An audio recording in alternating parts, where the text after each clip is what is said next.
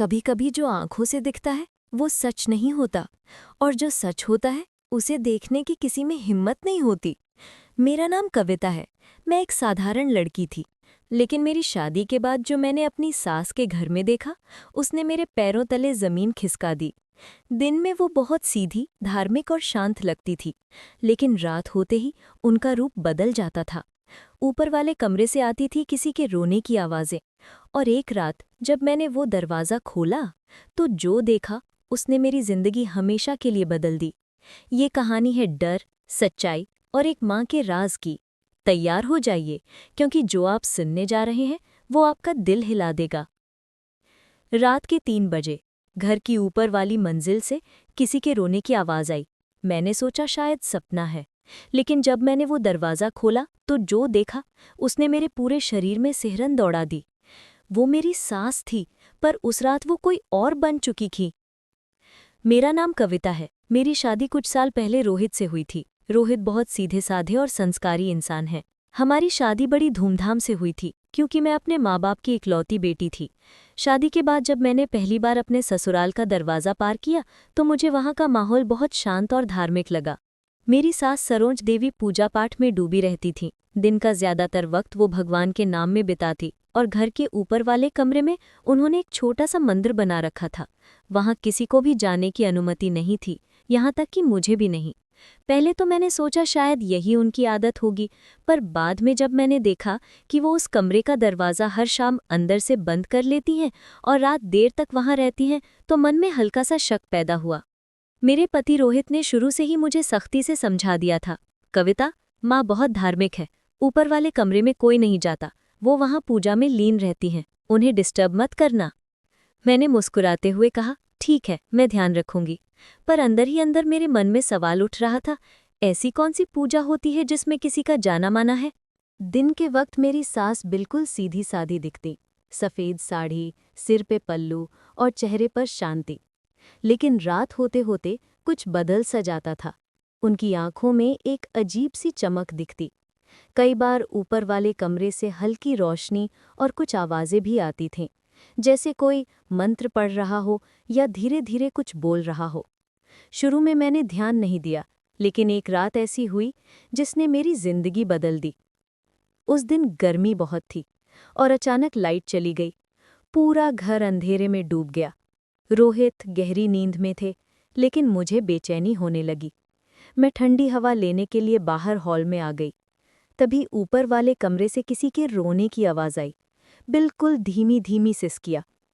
पहले तो लगा शायद मेरा वहम हो, पर जब दूसरी बार वही आवाज़ आई तो मेरे पैर जैसे ज़मीन में जम गए। वो आवाज़ किसी छोटे बच्चे की लग रही थी, जैसे कोई 8-9 साल का बच्चा डर से रो रहा हो। मैं धीरे धीरे सीढ़ियों की ओर बढ़ी। ऊपर का हिस्सा हमेशा बंद रहता था, पर उस रात वहां से हल्की सी रोशनी झर रही थी। जैसे ही मैं ऊपर पहुंची, वो सिसकियां और साफ सुनाई देने लगी। मेरे दिल की धड़कन तेज हो रही थी। कमरे के बाहर खड़ी होकर मैंने कान लगाए। अंदर कोई औरत की आवाज थी, शायद मेरी सास की। वो कह रही थी, मत डर, चुप रहो, सब ठीक है। और उसी वक्त बच्चे की कांपती हुई आवाज सुनाई दी, नहीं, मेरे पास मत आओ। मेरे हाथ पैर ठंडे पड़ गए। ये क्या हो रहा है अंदर? कौन है वो बच्चा? हमारे घर में तो कोई बच्चा नहीं रहता। मेरे दिमाग में सैकड़ों सवाल उठ रहे थे। तभी कमरे का दरवाज़ा अचानक खुला। मेरी सास सरोज देवी मेरे सामने थी, पसीने से भीगी हुई, बाल बिखरे हुए, कपड़े अस्त व्यस्त। मुझे देखकर उनके चेहरे का रंग उड़ गया। उन्होंने झट से दरवाज़ा बंद किया और गुस्से में बोली, तुम यहाँ क्या कर रही हो कविता? मैंने तुम्हें मना किया था ना ऊपर नहीं आना। मैं डर के मारे कुछ बोल ही नहीं पाई। उनके चेहरे पर जो गुस्सा था वैसा मैंने कभी नहीं देखा था। वो हमेशा मीठे शब्दों में बात करती थी, लेकिन उस रात उनका चेहरा किसी और ही इंसान जैसा लग रहा था। मैं बिना कुछ कहे नीचे लौट आई। दिल धड़क रहा था और दिमाग सवालों से भरा हुआ था। वो बच्चा कौन था? मेरी सास उस कमरे में क्या कर रही थी? उस रात मैं पलंग पर बैठी रही। रोहित गहरी नींद में थे, लेकिन मैं हर आवाज़ पर चौंक जाती थी। एक तरफ डर था, दूसरी तरफ जिज्ञासा, आखिर ऊपर हो क्या रहा था? सुबह जब मैं देर से उठी तो रोहित बहुत गुस्से में थे। उन्होंने पूछा, कविता, तुम रात को ऊपर गई थी? मैंने डरते हुए कहा, मुझे किसी बच्चे के रोने की आवाज़ सुनाई दी थी। मेरी बात पूरी भी नहीं हुई थी कि रोहित तेज आवाज़ में बोले, कविता, माँ ने मना किया था ना ऊपर जाने को, वो पूजा करती हैं। उस वक्त ऐसे मंत्र पढ़ती हैं जिनसे आत्माएं परेशान होती हैं।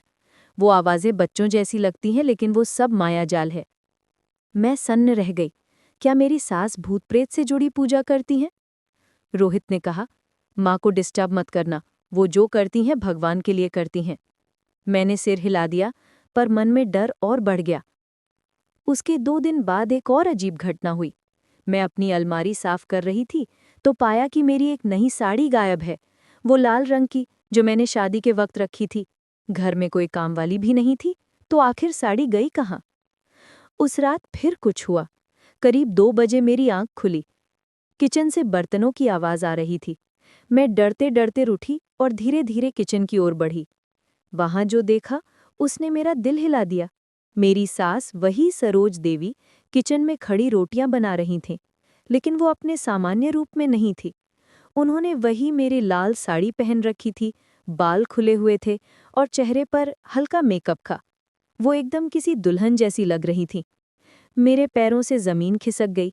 इतनी रात में वो सज धज कर खाना क्यों बना रही थी, वो भी मेरी साड़ी पहनकर? मुझे देखते ही वो पलट गई, पर शायद उन्होंने मुझे नहीं देखा। मैं तुरंत पीछे हट गई और चुपचाप अपने कमरे में लौट आई। अब शक यकीन में बदल रहा था। मेरी सास के कमरे में कुछ बहुत गलत हो रहा है। पर क्या? किसके लिए वो हर रात तैयार होती हैं? और वो बच्चा कौन है जिसकी सिसकियां मैंने सुनी थी? ये सब सोचते सोचते उस रात मुझे नींद नहीं आई। मेरे दिमाग में बस एक ही बात घूम रही थी, ऊपर के कमरे का सच मुझे जानना ही होगा। उस रात के बाद मेरा मन किसी भी काम में नहीं लग रहा था। जब भी मैं अपनी सास को देखती, उनकी आंखों में कोई अनजाना डर और रहस्य साफ झलकता। दिन में वो पहले जैसी ही शांत और धार्मिक दिखती, लेकिन मैं अब उन्हें वैसे नहीं देख पा रही थी। मैंने मन ही मन ठान लिया था, मुझे उस कमरे का सच जानना ही होगा। अगले दिन सुबह जब हम सब नाश्ता कर रहे थे, सरोज माँ ने ऐसे बर्ताव किया जैसे कुछ हुआ ही ना हो। वो सामान्य लहजे में बोली, कविता बेटा, आज थोड़ा जल्दी खाना बना लेना, मुझे ऊपर पूजा करनी है। उनकी वही मीठी आवाज़, वही शांति, लेकिन मुझे अब हर शब्द बनावटी लग रहा था। मैंने मुस्कुराते हुए कहा, ठीक है माँ, पर अंदर से दिल कांप रहा था। शाम को जब रोहित ऑफिस चला गया, मैंने पूरे घर में ध्यान से नज़र डाली। ऊपर जाने की सीढ़ियां बिल्कुल शांत थीं, जैसे हर ईंट कोई राज छुपा रही हो। मैं धीरे धीरे ऊपर बढ़ी, लेकिन कमरे का दरवाज़ा हमेशा की तरह बंद था। दरवाजे के नीचे से हल्की अगरबत्ती की खुशबू आ रही थी और साथ में कोई धीमी धीमी आवाज़ भी। ऐसा लग रहा था जैसे कोई मंत्र पढ़ा जा रहा हो। मैंने कान दरवाजे से लगाया। अंदर से एक हल्की सिसकी सुनाई दी। फिर कुछ पलों के लिए सन्नाटा। मेरे गले से आवाज़ तक नहीं निकली। मैंने दरवाजे की दरार से झांकने की कोशिश की, पर अंधेरा था। उस वक्त मुझे अपने कानों पर भरोसा नहीं हो रहा था। कभी किसी के हंसने जैसी आवाज़ आती, कभी किसी बच्चे के रोने की। मुझे लगा मैं शायद पागल हो रही हूँ। इतने में पीछे से आवाज़ आई, कविता, ऊपर क्या कर रही हो? मैंने पलट कर देखा, सरोजमा सीढ़ियों के नीचे खड़ी थीं। उनके चेहरे पर कोई भाव नहीं था, लेकिन आंखों में कुछ अलग चमक थी। मैं घबरा गई और झूठ बोल दिया, कुछ नहीं माँ, बस कपड़े सुखाने आई थी। वो बिना कुछ कहे नीचे चली गई, लेकिन मुझे एहसास हो गया कि वो समझ गई हैं मैं कुछ जानने की कोशिश कर रही हूँ। उस रात मैं बहुत डरी हुई थी। रोहित के सामने सब सामान्य दिखाने की कोशिश की, पर मन में डर था कि कहीं माँ को गुस्सा ना आ जाए। रात के करीब 12 बजे होंगे, अचानक घर में कोई आवाज़ आई, जैसे कोई बर्तन गिरा हो। मैंने करवट ली तो देखा रोहित गहरी नींद में था। धीरे से उठी और बाहर आई। हॉल से होकर जब सीढ़ियों की ओर बढ़ी तो देखा ऊपर वाले कमरे से फिर वही सिसकियों की आवाज़ आ रही थी। इस बार वो पहले से ज्यादा साफ थी। मेरे पैर अपने आप चलने लगे। डर के बावजूद मैं ऊपर पहुंची। कमरे का दरवाज़ा थोड़ा खुला हुआ था। अंदर झांका तो जो देखा उससे मेरी सांस रुक गई। कमरे में मेरी सास नहीं थी, बल्कि वहां एक छोटा बच्चा था, वही लगभग 9 साल का। गालों पर आंसू और दोनों हाथ बंधे हुए थे। वो किसी को देखकर डर रहा था। मैंने चारों ओर नजर दौड़ाई। कमरा पूरा बदल चुका था। दीवारों पर पुराने भगवान के चित्र लगे थे, पर नीचे खिलौने और खाने की चीजें बिखरी थीं। ऐसा लग रहा था जैसे यहाँ कोई रह रहा हो, कोई जो दुनिया से छिपाया गया हो। अचानक पीछे से किसी के कदमों की आवाज आई। मैं पलटी। सरोजमा मेरे पीछे खड़ी थी। उनका चेहरा शांत नहीं था, बल्कि गुस्से से लाल था। उन्होंने जोर से मेरा हाथ पकड़ा और कहा, तुम्हें कितनी बार कहा है ऊपर मत आना। यहाँ जो होता है वो तुम्हारे समझ से बाहर है। मैं डर गई, लेकिन अब मुझसे चुप नहीं रहा गया। मैं बोली, माँ, ये बच्चा कौन है? इसके हाथ क्यों बंधे हैं? आपने इसे कमरे में बंद क्यों कर रखा है? मेरे सवाल पर उन्होंने कुछ नहीं कहा, बस मेरी ओर देखा और धीरे से बोली, तुम जो सोच रही हो वैसा कुछ नहीं है। ये मेरा बच्चा है। मेरे पैरों के नीचे से जमीन खिसक गई। आपका बच्चा? पर रोहित तो आपका इकलौता बेटा है। उन्होंने धीरे से सिर झुका लिया। आंखों में आंसू थे, लेकिन उस वक्त भी उनके चेहरे पर कोई साफ जवाब नहीं था। मैं कुछ और पूछ पाती, उससे पहले उन्होंने दरवाज़ा बंद कर दिया और अंदर से कुंडी लगा दी। मैं नीचे भागी और अपने कमरे में आकर बैठ गए। दिल जोर जोर से धड़क रहा था। अब मामला साधारण नहीं था। ये कोई पूजा पाठ नहीं, कुछ और ही था। सुबह जब उठी तो सरोजमा नीचे पूजा कर रही थी। चेहरे पर वही सादगी, वही शांति, जैसे रात की बात कभी हुई ही ना हो। मैं उन्हें देखती रही, सोच रही थी कि क्या सच में वो दो अलग इंसान हैं, एक दिन में और एक रात में। जब रोहित ऑफिस जाने लगे, मैंने हिम्मत जुटाई और बोली, रोहित, माँ के कमरे से कल रात मुझे बच्चे की आवाज आई थी। रोहित ने चौंक कर देखा, फिर हंस दिया। कविता, प्लीज, तुम फिर से वही बात कर रही हो। माँ बच्चों को धार्मिक बातें सिखाती हैं। शायद किसी ने देर से घर लौटते वक्त आवाज दी होगी। मैंने कहा, नहीं रोहित, मैं उस बच्चे को अपनी आंखों से देख चुकी हूं। इस बार रोहित का चेहरा सख्त हो गया। कविता, माँ के बारे में ज्यादा सोचो मत। वो जैसी हैं वैसी ही रहना उन्हें पसंद है। वो हमारे भले के लिए ही करती हैं सब। मैंने चुप्पी साध ली, लेकिन मन में ठान लिया था, अब मैं सबूत ढूंढूंगी। उस रात जब सब सो गए, मैंने घड़ी देखी, रात के 2 बजे थे। घर में सन्नाटा था। मैं चुपचाप बिस्तर से उठी और धीरे धीरे ऊपर चली गई। कमरे की बत्ती जली हुई थी। इस बार मैंने बिना झिझक दरवाजे के कीहोल से झांका। अंदर जो नजारा था उसने मेरे होश उड़ा दिए। मेरी सास सज धज कर बैठी थी, चेहरे पर हल्का मेकअप, वही लाल साड़ी, बाल खोले हुए। उनके सामने वही बच्चा जो डर से कांप रहा था। बच्चा कह रहा था, मुझे जाने दो, मम्मी के पास जाना है। लेकिन सरोज माँ ने उसका चेहरा पकड़ लिया और बोली, मैं ही तुम्हारी माँ हूं, तुम मेरे पास ही रहोगे। उनकी आंखों में एक अजीब सी दीवानगी थी, जैसे किसी और दुनिया में हूं। मैं इतना डर गई कि पीछे हटते हुए सीढ़ियों से लगभग गिर ही पड़ी। नीचे आकर मैंने खुद को संभाला, पर आंसू रुक नहीं रहे थे। दिल में बस एक ही बात थी, अब ये रहस्य खुलना ही चाहिए। मुझे अब डर नहीं था, बस सच्चाई जाननी थी। क्योंकि अब बात सिर्फ मेरे डर की नहीं थी। वो बच्चा किसी मुसीबत में था, और शायद उस कमरे में कुछ ऐसा था जो मेरी समझ से बहुत परे था। उस रात मैं सो नहीं पाई। आंखें बंद करती तो वही सीन सामने आ जाता। मेरी सास उस बच्चे के सामने लाल साड़ी में सजी हुई, और उस बच्चे के डर से कांपते हुए चेहरे की तस्वीर। मेरे शरीर में झुरझुरी दौड़ जाती थी। सिर में दर्द था, लेकिन डर और जिज्ञासा दोनों बराबर थे। सुबह तक मैं लगभग जागती ही रही। सुबह जब उठी तो सरोज माँ हमेशा की तरह पूजा में बैठी थी। चेहरे पर वही सादगी, वही शांत मुस्कान। कोई देखकर ये नहीं कह सकता था कि ये वही औरत है जो रात में किसी दूसरी दुनिया की लगती है। मुझे लगा शायद मैंने सपना देखा हो, लेकिन नहीं, वो बच्चा, उसकी सिसकियां, सब कुछ हकीकत थी। अब मुझे कुछ करना था। रोहित ऑफिस चला गया। मैंने घर के सारे काम जल्दी जल्दी निपटाए और फिर ऊपर वाले कमरे की तरफ बढ़ी। दरवाज़ा बंद था, पर ताला नहीं लगा था। हिम्मत जुटाई और धीरे से दरवाज़ा खोला। अंदर कदम रखते ही एक अजीब सी ठंडक महसूस हुई। कमरे में हल्की हल्की अगरबत्ती की खुशबू थी, लेकिन दीवारों पर लगी भगवान की तस्वीरें धूल में डूबी हुई थीं।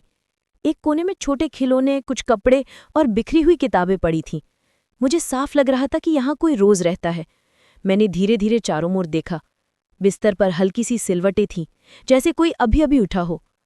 अचानक मेरी नज़र एक फोटो फ्रेम पर गई जो आधा पर्दे के पीछे छिपा था। मैंने पर्दा हटाया तो देखा उस फोटो में मेरी सास और एक अजनबी आदमी खड़े थे। दोनों के साथ एक छोटा बच्चा भी था। वही बच्चा। मेरी सांसें रुक गईं। मतलब ये बच्चा कोई प्रेत नहीं, कोई अनजान नहीं, ये सच में उनके साथ जुड़ा हुआ है। उसी वक्त नीचे से मेरी सास की आवाज आई, कविता, नीचे आ जाओ बेटा, खाना तैयार है। मैं जल्दी से नीचे आ गई और कमरे का दरवाज़ा ऐसे बंद किया जैसे कुछ न हुआ हो। नीचे आकर मैं सामान्य बनने की कोशिश करने लगी। खाने की टेबल पर सरोज माँ बिल्कुल शांत थी। मैंने उन्हें गौर से देखा। वो भी मुझे देख रही थीं, लेकिन आंखों में अब कुछ और था, जैसे सब समझ चुकी हूँ। उन्होंने अचानक पूछा, कविता, ऊपर गई थी क्या? मेरे हाथ से चम्मच गिर गया। मैंने झूठ बोलते हुए कहा, नहीं माँ, मैं तो बस कपड़े लेने गई थी। वो कुछ नहीं बोली, बस मुस्कुरा दी, पर वो मुस्कान किसी रहस्य से भरी थी। शाम को रोहित आया तो वो बहुत खुश था। बोला, कविता, माँ के नाम से मंदिर कमेटी ने बुलाया है, वो बहुत अच्छा काम कर रही हैं। मैं चुप रही। जिस इंसान के बारे में मैं अब जो जान रही थी, उसके लिए अच्छा काम सुनना अजीब लग रहा था। रात को मैं बहुत बेचैन थी। सोच रही थी कि अगर वो बच्चा सच में उनका है, तो वो सब हमसे छुपा क्यों रही हैं? और वो आदमी कौन है उस तस्वीर में? करीब रात के 1 बजे फिर वही आवाज़ आई। इस बार सिसकी नहीं, जैसे कोई दरवाज़ा पटक रहा हो। मैं भागकर हॉल में आई और ऊपर की सीढ़ियों पर नजर पड़ी। ऊपर से हल्की रोशनी झर रही थी। मैं बिना कुछ सोचे ऊपर भागी। दरवाज़ा आधा खुला था। अंदर जो देखा उससे मेरे पैरों तले ज़मीन खिसक गई। वो बच्चा बिस्तर से बंधा हुआ था और मेरी सास उसके सामने बैठी थी। वो उसे बहुत प्यार से कह रही थी, डरो मत, माँ यहाँ है, मैं तुम्हें किसी को नहीं दूंगी। पर वो बच्चा रो रहा था, मुझे छोड़ दो, मुझे अपने घर जाना है। वो बच्चा डर से कांप रहा था। मेरे गले से आवाज़ नहीं निकली, आंखों से आंसू बह निकले। मैं कमरे में घुस पड़ी और बोली, माँ, ये आप क्या कर रही हैं? मेरी सास एकदम से हड़बड़ा गई। उन्होंने मुझे देखा जैसे कोई अपराध पकड़ा गया हो। उनकी आंखों में डर और गुस्सा दोनों थे। उन्होंने धीरे से कहा, कविता, तुम नहीं समझोगी, ये बच्चा, ये मेरा खून है। मैंने कांपती आवाज में पूछा, क्या मतलब? आपका बेटा तो सिर्फ रोहित है, फिर ये कौन? उनकी आंखों से आंसू टपकने लगे। उन्होंने बिस्तर की तरफ देखा और कहा, ये मेरा गुनाह नहीं, मेरी मजबूरी है। इतना कहकर वो चुप हो गई। उनकी सांसें भारी हो रही थी। मैं कुछ बोलती उससे पहले पीछे से आवाज आई, कविता, क्या हो रहा है यहाँ? मैं पलटी, रोहित वहां खड़ा था।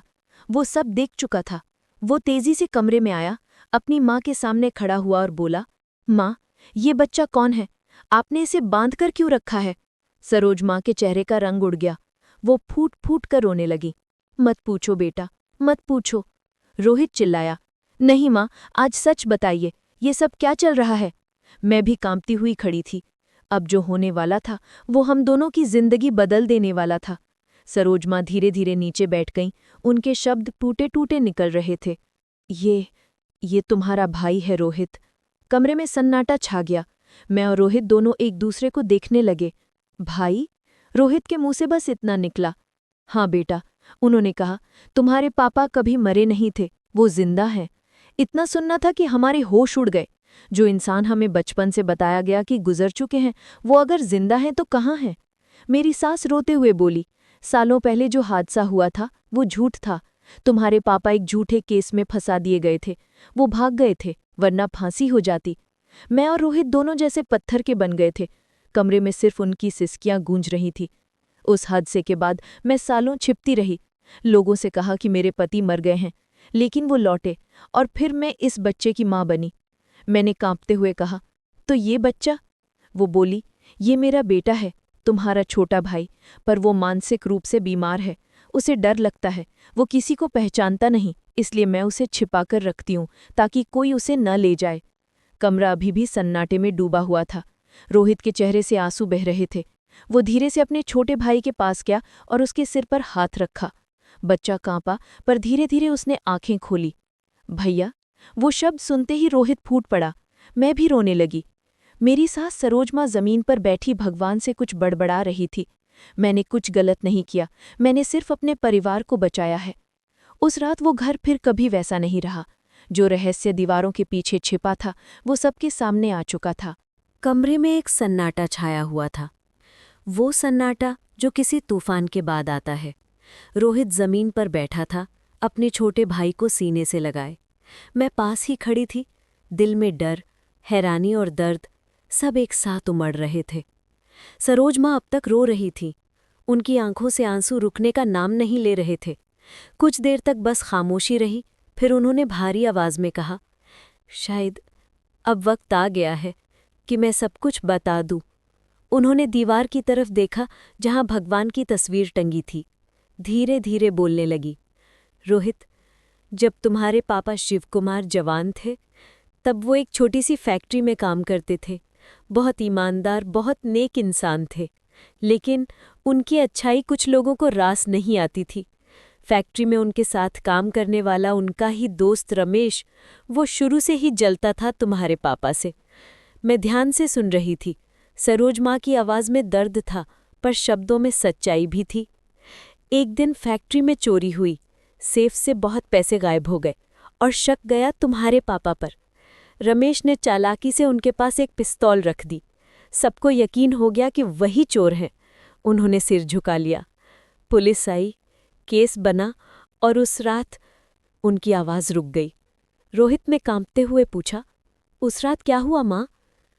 वो बोली, तुम 8 साल के थे बेटा। वो रात मुझे आज तक याद है। पुलिस तुम्हारे पापा को पकड़ने घर आई थी। वो डरे हुए थे, लेकिन उन्होंने कहा कि वो निर्दोष है।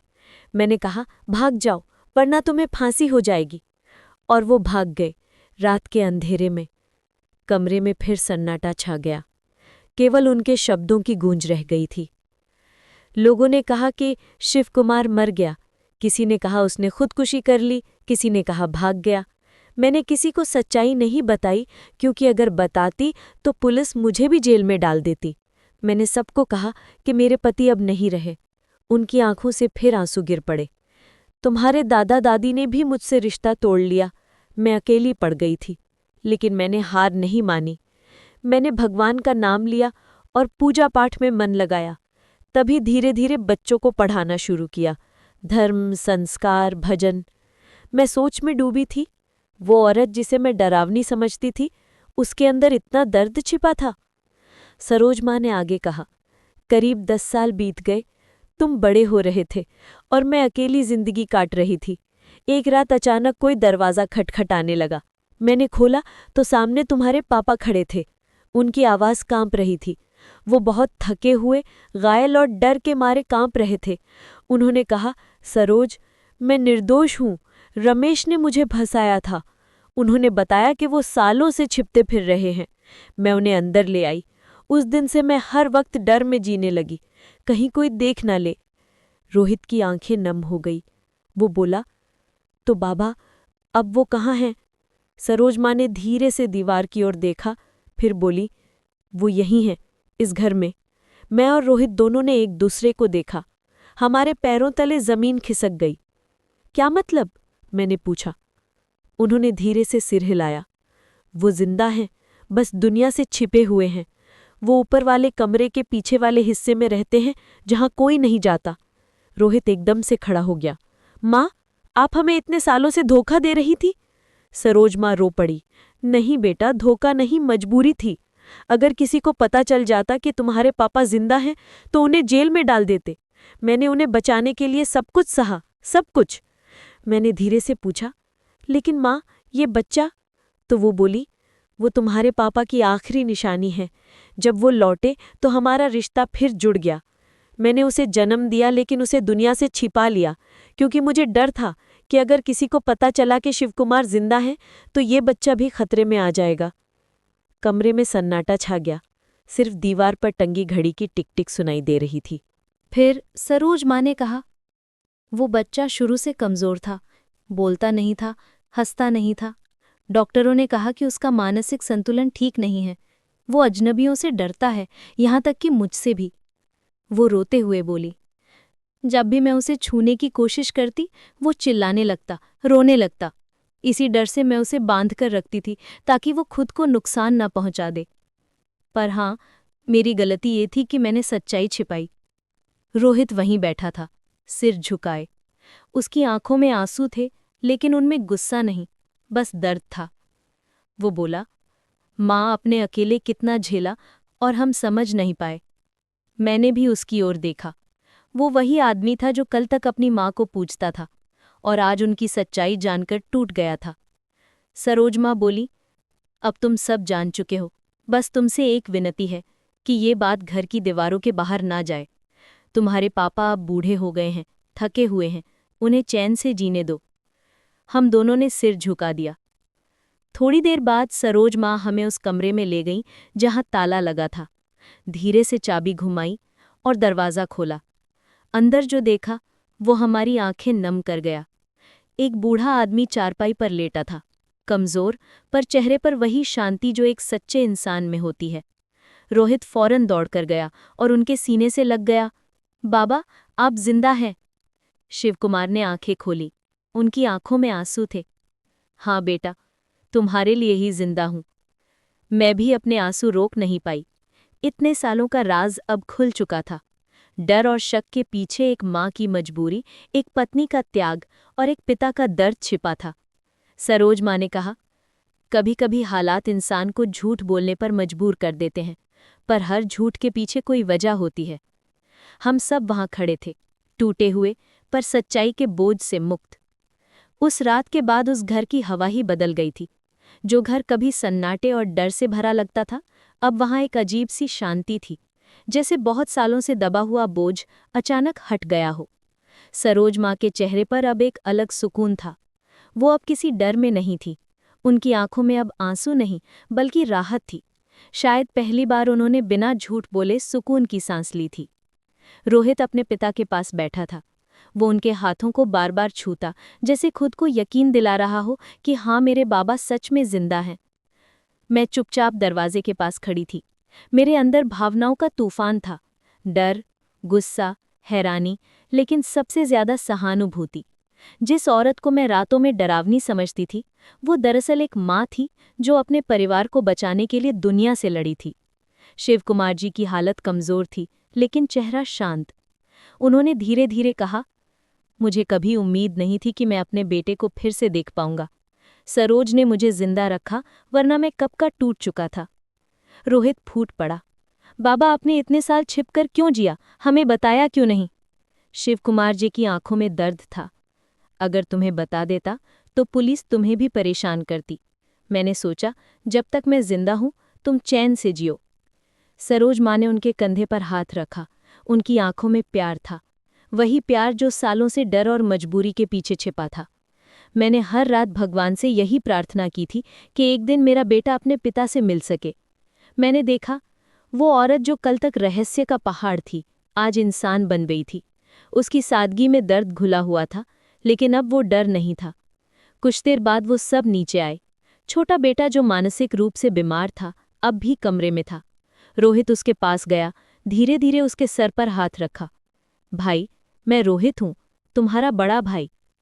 बच्चे ने पहले डर के मारे नजरें झुका ली, लेकिन फिर धीरे से उसके चेहरे पर हल्की मुस्कान आई। वो आवाज जो कल तक सिर्फ डर में डूबी थी, आज थोड़ी नर्म थी। भैया। उस एक शब्द ने जैसे सारे घर का माहौल बदल दिया। सरोज माँ की आंखों से आंसू निकल पड़े। शिवकुमार जी ने पहली बार मुस्कुराया। वो पल ऐसा था जैसे सालों से रुकी हुई नदी को आखिर रास्ता मिल गया हो। दिन बीतते गए। अब वो कमरा जो कल तक डर का घर का, अब उम्मीद की जगह बन गया था। सरोज माँ अब खुले में पूजा करती, घर के आंगन में धूप सेंकती। उनके चेहरे पर वो बोझ नहीं था जो पहले था। एक दिन मैं उनके पास बैठी और धीरे से कहा, माँ, आपने जो किया शायद कोई और औरत नहीं कर पाती। वो मुस्कुराईं, एक थकी हुई लेकिन सच्ची मुस्कान। बेटा, औरत जब माँ बनती है तो वो खुद के लिए नहीं जीती, अपने बच्चों के लिए जीती है। मैंने भी वही किया। मैंने उनकी गोद में सिर रख दिया। सालों की गलतफहमियां अब खत्म हो चुकी थीं। रोहित अब अपने पिता और छोटे भाई के इलाज में जुट गया था। शिवकुमार जी को डॉक्टर दिखाया गया। डॉक्टर ने कहा, थोड़ा आराम दीजिए, दवाइयां चलती रहेंगी। शरीर कमजोर है पर दिल अब भी मजबूत है। और छोटे बेटे का भी इलाज शुरू हुआ। वो बच्चा जो कल तक डर के साए में जीता था, अब खेलने लगा था। धीरे धीरे वो मुस्कुराना सीख गया था। हर शाम सरोजमा और वो बच्चा घर की छत पर बैठते। कभी कभी मैं भी उनके साथ बैठती। वो उसे कहानी सुनाती, वही कहानियां जो कभी मोहल्ले के बच्चों को सुनाया करती थीं, अब वो अपने बेटे को सुनाती थीं। एक दिन मैंने उनसे पूछा, माँ, क्या आपको डर नहीं लगता कि लोग ये सब जान जाएंगे? वो बोली, अब नहीं कविता, अब जो होना था हो चुका। झूठ और डर में जीने से अच्छा है सच के साथ जीना। उनकी बात सुनकर मेरी आंखें भर आईं। कभी कभी सच्चाई डर से बड़ी होती है। एक हफ्ते बाद शिवकुमार जी को थोड़ा बुखार हो गया। रोहित उन्हें अस्पताल ले गया। डॉक्टर ने कहा, उम्र हो चली है लेकिन दिल बहुत मजबूत है, अब इन्हें सिर्फ सुकून की जरूरत है। घर लौटने के बाद वो अपने पुराने कमरे में लेट गए। सरोज माँ हर वक्त उनके पास बैठती, कभी उनका माथा सहलाती, कभी उनके पैर दबाती। वो अब पहले से ज्यादा शांत थीं। रात को वो मुझे बोली, कविता, जिंदगी में सबसे बड़ी पूजा भगवान की नहीं, अपने रिश्तों की होती है। उनकी वो बात मेरे दिल में बस गई। धीरे धीरे घर में खुशियां लौटने लगीं। छोटा बेटा अब मुस्कुराने लगा था, रोहित के साथ खेलने लगा था। कभी कभी वो मुझे भाभी कहकर बुला लेता और वो शब्द मेरे दिल को छू जाता। सरोज माँ अब ऊपर वाले कमरे में नहीं जाती थी। वो कमरा उन्होंने खाली कर दिया था और कहा, अब ये कमरे नहीं, रिश्ते पूजा की जगह हैं। एक शाम जब सूरज ढल रहा था तो सरोज माँ छत पर बैठी थी। हवा में ठंडक थी। मैं पास गई तो वो मुस्कुराई। देखो बेटा, जिंदगी फिर मुस्कुरा रही है। मैंने कहा, हाँ माँ, अब तो सब ठीक हो गया। वो धीरे से बोली, ठीक तो सब हो गया, लेकिन जिंदगी ने सिखा दिया, सच्चाई चाहे जितनी भी डरावनी क्यों न लगे, वो एक दिन सुकून जरूर देती है। मैंने उनकी ओर देखा। वो सास जो कभी मुझे रहस्यमय लगती थी, आज एक माँ की तरह लग रही थी। उस रात मैंने बहुत देर तक सोचा। डर, शक, रहस्य, ये सब मिट जाते हैं जब इंसान सच्चाई को स्वीकार कर लेता है। कई सालों बाद उस घर में फिर से सुकून लौटा था। जहाँ कभी सिसकियों और रहस्यों की आवाज़ें गूंजती थीं, वहाँ अब हंसी की खनक सुनाई देती थी। सरोज माँ अब पहले जैसी नहीं रहीं। उनकी आंखों में जो डर, जो बेचैनी थी, वो अब गायब थी। अब उनमें सिर्फ एक माँ की शांति थी, जिसने अपने बच्चों को फिर से एक साथ देख लिया था। हर सुबह घर में पूजा होती, लेकिन अब ऊपर वाले कमरे में नहीं, आंगन में, खुले आसमान के नीचे। छोटा बेटा अनमोल, जो अब इलाज से धीरे धीरे ठीक हो रहा था, माँ के साथ बैठकर घंटी बजाता, भजन गाता। उसकी हंसी अब डर को मिटा देती थी। रोहित और मैं दोनों उसकी देखभाल में लगे रहते। कभी कभी वो मासूम बातें करता जो हम सबके चेहरे पर मुस्कान ला देती। एक दिन अनमोल मेरे पास आया और बोला, भाभी, मैं स्कूल जाऊंगा क्या? मैंने उसकी तरफ देखा। वो सवाल इतना मासूम था कि मेरी आंखें भर आईं। मैंने कहा, हाँ बेटा, अब तो सब सीखेगा। जिंदगी अब तेरा इंतजार कर रही है। सरोज माँ थोड़ी दूरी से हमें देख रही थी। उनकी आंखें चमक रही थीं। शायद उन्हें अब यकीन हो गया था कि उनके किए गए सारे त्याग व्यर्थ नहीं गए। शाम को जब सब साथ में बैठे तो माहौल बहुत अच्छा था। शिवकुमार जी धीरे धीरे ठीक हो रहे थे और डॉक्टर ने कहा था कि उन्हें अब किसी भी डर की जरूरत नहीं है। सरोज माँ ने उनके लिए खिचड़ी बनाई, वही डिश जो उन्हें सबसे ज्यादा पसंद थी। वो खिलाते हुए बोली, अब तो बस यही चाहत है कि हम सब साथ रहें, हमेशा। लेकिन किस्मत को शायद ये मंजूर नहीं था। अगले ही हफ्ते एक रात शिवकुमार जी को अचानक सांस लेने में तकलीफ होने लगी। हम सब घबरा गए। रोहित ने तुरंत गाड़ी निकाली और हम उन्हें अस्पताल ले गए। डॉक्टरों ने अंदर ले जाकर जांच शुरू की। हम सब बाहर बेचैनी से बैठे थे। सरोज माँ बार बार भगवान से प्रार्थना कर रही थी, हे भगवान, अब मेरे घर की खुशी मत छीनना। काफी देर बाद डॉक्टर बाहर आए। चेहरे पर गंभीरता थी। उन्होंने कहा, उनका हार्ट बहुत कमजोर है, हम पूरी कोशिश कर रहे हैं। हम सब की सांसें रुक गई। रोहित दीवार से टिककर खड़ा था। मैंने देखा, सरोज माँ की आंखों से आंसू बह रहे थे, लेकिन वो चुप थीं। वो सिर्फ भगवान के नाम का जाप कर रही थीं।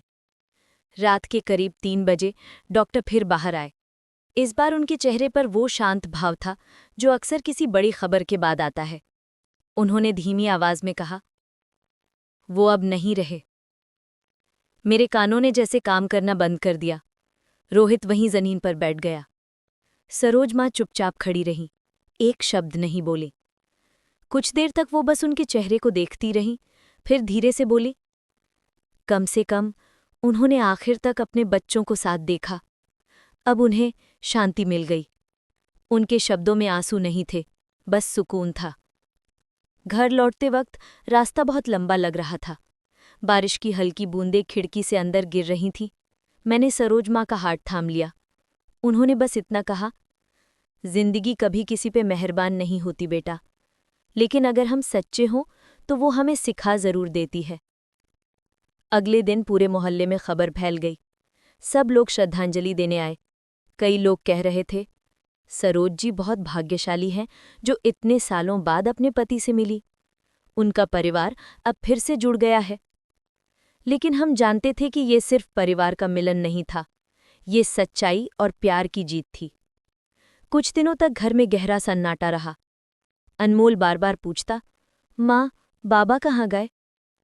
सरोज माँ उसे गोद में लेकर कहती, वो अब तारे बन गए हैं बेटा, हर रात हमें ऊपर से देखते हैं। वो आसमान की तरफ देखता और मुस्कुरा देता। वो मुझे देख रहे हैं क्या? हाँ बेटा, हमेशा। धीरे धीरे जिंदगी वापस पटरी पर आने लगी। सरोज माँ अब हर दिन मंदिर जाती, लेकिन अब उनके चेहरे पर कोई छाया नहीं थी। वो अब सच के साथ जी रही थी। एक शाम मैं उनके साथ बैठी थी। सूरज डूब रहा था, आसमान सुनहरा हो गया था। वो बोली, कविता, मैं सोचती हूँ अगर मैं उस वक्त डर जाती तो शायद मेरा परिवार कभी एक नहीं होता। मैंने कहा, माँ, आपने जो किया वो कोई और नहीं कर सकता था। आपने डर को हरा दिया। वो मुस्कुराई, नहीं बेटा, डर को नहीं, मैंने प्यार को जीतने दिया। उनके ये शब्द जैसे मेरे दिल में उतर गए।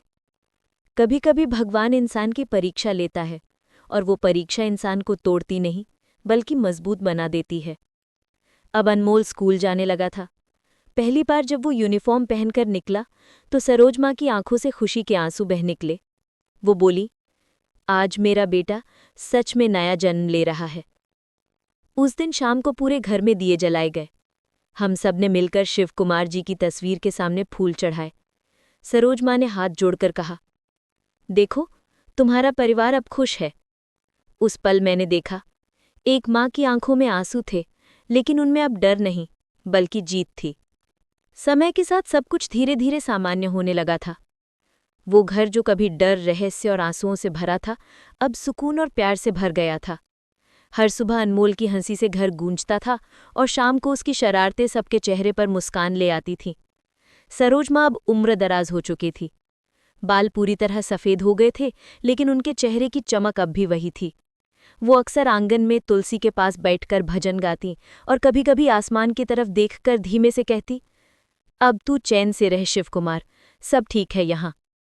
मैं और रोहित अब अपने छोटे से बिजनेस में व्यस्त रहते। अनमोल अब चौथी कक्षा में था और उसकी हालत बहुत सुधर चुकी थी। डॉक्टर कहते थे, ये अब सामान्य जीवन जी सकता है।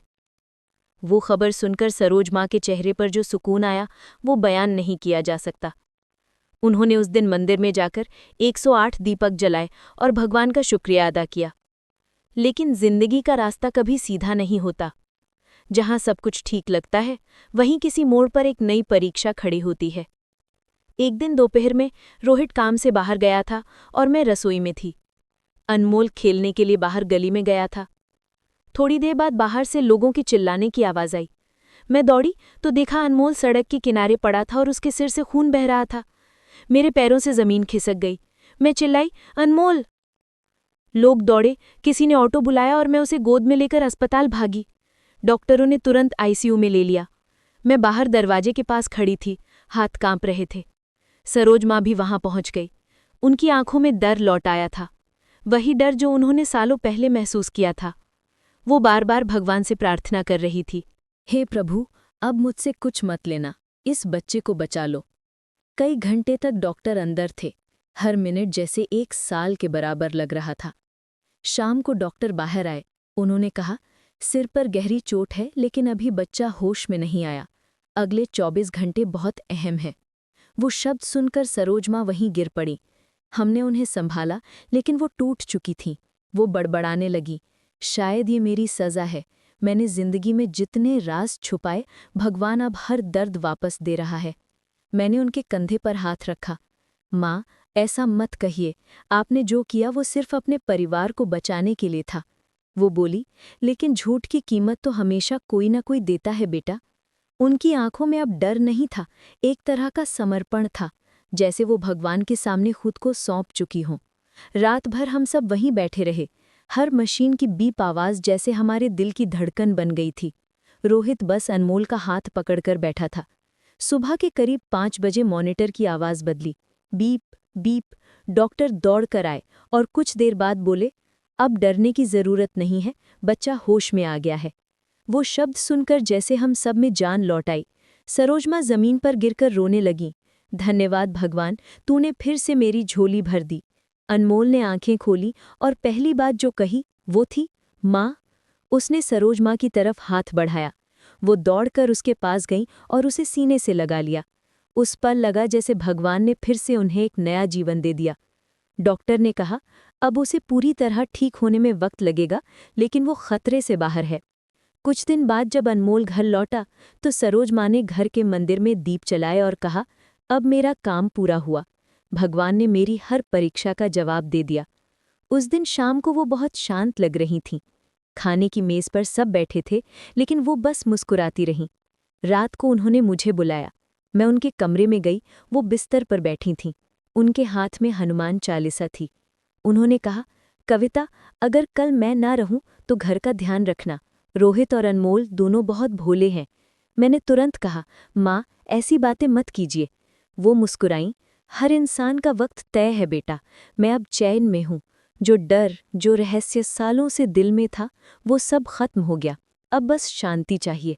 मैंने उनका हाथ पकड़ा। हम छोड़कर कहीं नहीं जाएंगी। उन्होंने बस मेरे सिर पर हाथ रखा और बोली, जाना तो सबको ही है, पर अब मुझे डर नहीं है। अब मुझे भगवान पर पूरा भरोसा है। उस रात वो बहुत देर तक भजन गाती रहीं। धीरे धीरे उनकी आवाज़ धीमी हो गई और फिर सब शांत हो गया। सुबह जब मैं उनके कमरे में गई तो वो हनुमान चालीसा सीने पर रखे लेटी थीं। चेहरे पर मुस्कान थी। वो अब सच में शांति पा चुकी थी। घर में सन्नाटा छा गया। रोहित और अनमोल दोनों फूट फूट कर रो रहे थे। मैंने तस्वीर के सामने दीपक जलाया और कहा, माँ, आपने सिखाया कि सच्चाई चाहे जितनी भी कठिन क्यों न हो, एक दिन वही सुकून बन जाती है। उस दिन शाम को आकाश में बादलों के बीच से हल्की धूप निकली थी। अनमोल ने आसमान की तरफ देखकर कहा, देखो भाभी, दादी मुस्कुरा रही हैं। मैंने उसकी ओर देखा। वो सच कह रहा था। कहीं न कहीं ऊपर सरोज माँ अब सच में सुकून में थीं। सरोज माँ के जाने के बाद घर जैसे कुछ पल के लिए ठहर गया था। हर दीवार, हर कोना उनकी याद से भरा था। कभी जिस घर में डर और रहस्य था, वहां बस अब एक सन्नाटा था, लेकिन वो सन्नाटा भी सुकून भरा था, जैसे किसी अधूरे अध्याय का अंत हो गया हो। उनके जाने के बाद कई दिनों तक मैं खुद को संभाल नहीं पाई। जब भी सुबह पूजा की घंटी बजती, दिल अपने आप उनकी ओर चला जाता। वो जो हर सुबह तुलसी के पास बैठकर भगवान से बातें करती थीं, अब बस उनकी यादें रह गई थीं। रोहित भी चुप रहने लगा था। वो अक्सर आंगन में खड़ा आसमान की ओर देखता और कहता, कविता, माँ चली गई, लेकिन लगता है वो यहीं है, हमारे आसपास। मैं कहती, हाँ, वो तो हर सांस में है, हर दुआ में है। अनमोल अब बड़ा हो गया था। वो हर दिन स्कूल से लौटकर सबसे पहले मंदिर जाता, दीप जलाता और दादी की तस्वीर के सामने मुस्कुराकर कहता, देखो दादी, आज मैं फर्स्ट आया हूँ। वो जैसे अपनी दादी से बातें करता रहता था। और सच कहूं तो हमें भी लगता था जैसे सरोज माँ अब भी वहीं हैं, बस अदृश्य रूप में हमें देख रही हैं। धीरे धीरे समय बीतता गया। हमने वो पुराना ऊपर वाला कमरा अब पूरी तरह बदल दिया। वो कमरा जहाँ कभी रहस्य छिपे थे, अब अनमोल की स्टडी रूम बन गया था। दीवारों पर भगवान की नई तस्वीरें लगी थी और हवा में अब डर नहीं, बल्कि शांति थी। एक दिन अनमोल ने पूछा, भाभी, दादी इतनी हिम्मती कैसे थी? मैंने मुस्कुराते हुए कहा, क्योंकि बेटा, डर हमेशा सच से छोटा होता है। उन्होंने डर को नहीं, प्यार को चुना था। वो कुछ पल सोचता रहा, फिर बोला, तो क्या भगवान ने उन्हें अपने पास इसीलिए बुला लिया क्योंकि उन्होंने सबका डर दूर कर दिया? उसकी ये बात सुनकर मेरी आंखें भर आईं। मैंने उसके सिर पर हाथ रखा। हाँ बेटा, अब वो वहीं है जहाँ कोई डर नहीं, सिर्फ सुकून है। कुछ महीनों बाद हमने शिवकुमार जी और सरोज माँ दोनों की याद में एक छोटा सा ट्रस्ट बनाया, सत्य संग परिवार सेवा ट्रस्ट। इस ट्रस्ट का मकसद था उन बच्चों और औरतों की मदद करना जो समाज के डर या झूठ की वजह से छिप कर जी रहे हैं। हमने सरोज माँ की एक तस्वीर लगाई जिसमें वो मुस्कुरा रही थी और नीचे लिखा था, सच्चाई कभी नहीं मरती, वो बस वक्त का इंतजार करती है। लोग जब भी आते उस तस्वीर को देखकर रुक जाते। उनके चेहरे की शांति जैसे सबको एहसास कराती थी कि जो इंसान सच में सच्चा होता है उसकी रूह हमेशा जिंदा रहती है। रोहित ने अब ट्रस्ट को पूरा समय देना शुरू कर दिया। हर रविवार वो गरीब बच्चों को पढ़ाता जैसे उसकी माँ कभी मोहल्ले के बच्चों को धर्म की बातें सिखाती थी। वो कहता, मैं अब वही कर रहा हूँ जो माँ चाहती थी, अंधेरे में रोशनी फैलाना। मैं भी उनके साथ काम करने लगी। कभी कभी सोचती कितना अजीब है जिंदगी का सफ़र। जो औरत कभी रात के अंधेरे में रहस्यमयी लगती थी वही अब सैकड़ों जिंदगियों में रोशनी बन गई थी। एक दिन मंदिर में एक बुजुर्ग औरत आई। उन्होंने सरोज माँ की तस्वीर देखी और बोली, ये वही सरोज है ना जो बच्चों को धर्म सिखाती थी? मैं उन्हें जानती थी, बहुत नेक और बहादुर थी। मैंने मुस्कुराकर कहा, हाँ वही हैं जिन्होंने अपने सच को सबके सामने लाने की हिम्मत की थी। वो बुजुर्ग औरत बोली, भगवान ऐसे लोगों को अपने पास जल्दी बुला लेते हैं क्योंकि वो दुनिया का काम पूरा कर चुके होते हैं। उनकी बात मेरे दिल में उतर गई। शायद सच यही था। अब हर साल उनकी पुण्यतिथि पर हम घर में भजन रखते हैं। अनमोल अब माइक पर बैठकर वही आरती गाता है जो सरोज माँ गाया करती थी। हर बार जब उसकी आवाज़ गूंजती है तो लगता है जैसे सरोज माँ फिर से हमारे बीच आ गई हों। कभी कभी रात को मैं छत पर चली जाती हूँ, आसमान की ओर देखती हूँ और मन में धीरे से कहती हूँ, माँ, आपने हमें डर से नहीं, सच्चाई से जीना सिखाया। आपने हमें ये समझाया कि परिवार सिर्फ खून का रिश्ता नहीं बल्कि भरोसे और त्याग का नाम है। हवा में हल्की ठंडक होती है। कभी कभी ऐसा लगता है जैसे कोई धीरे से मेरे सिर पर हाथ रख रहा हो। शायद वो सरोज माँ ही होती हैं जो अब भी हमें आशीर्वाद दे रही हैं। अब घर में कोई रहस्य नहीं है, कोई छुपी आवाज़ नहीं है, बस यादें हैं, प्यार की, बलिदान की और सच्चाई की। एक शाम अनमोल ने कहा, भाभी, जब मैं बड़ा हो जाऊंगा तो मैं भी ट्रस्ट चलाऊंगा और सबको सच्चाई बताऊंगा क्योंकि दादी ने कहा था सच बोलने वाला कभी हारता नहीं। मैंने उसकी ओर देखा। उस मासूम चेहरे में अब सरोज माँ की झलक दिख रही थी। मैंने कहा, हाँ बेटा, तू वही करेगा जो तेरी दादी चाहती थी, सच्चाई से जीना। उसने आसमान की ओर देखा और बोला, दादी, मैं वादा करता हूँ मैं कभी झूठ नहीं बोलूंगा। हवा में हल्की सी सरसराहट हुई, जैसे किसी ने उसके सिर पर हाथ फेरा हो। मैंने महसूस किया वो सरोज माँ ही थी जो ऊपर से मुस्कुरा रही थी। और उस पल मुझे समझ आया कि जिंदगी चाहे कितनी भी मुश्किल क्यों न हो, अगर हम सच्चाई के रास्ते पर चलते हैं तो अंत हमेशा सुकून भरा ही होता है। अंतिम संदेश। दोस्तों, जिंदगी में डरना नहीं चाहिए क्योंकि डर बस झूठ का साथी है और सच्चाई हमेशा भगवान का आशीर्वाद। अगर आपकी नीयत साफ है तो भगवान हर कठिनाई में आपके साथ खड़ा होता है। सच्चाई कभी नहीं मरती, वो बस सही वक्त का इंतजार करती है। धीरे धीरे कैमरा सरोज माँ की मुस्कुराती तस्वीर पर रुकता है और पीछे से आवाज़ आती है, सच बोलो, क्योंकि यही सबसे बड़ी पूजा है।